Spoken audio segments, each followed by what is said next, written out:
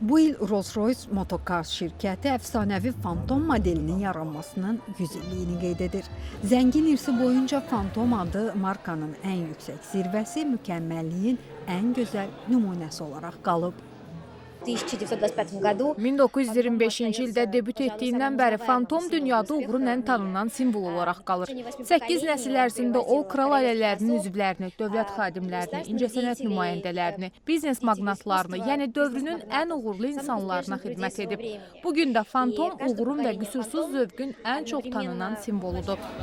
Phantomun yubiley münasibəti ilə Rolls-Royce öz fraqman məhsulunun yaranma tarixi haqqında heyrətamiz hekayəni açıqlayır və onun bir əsr ərzində davamlı, bəzən isə radikal dəyişikliklər fonunda bu nüfuzu necə qazandığını və qoruyub saxladığını nümayiş etdirir.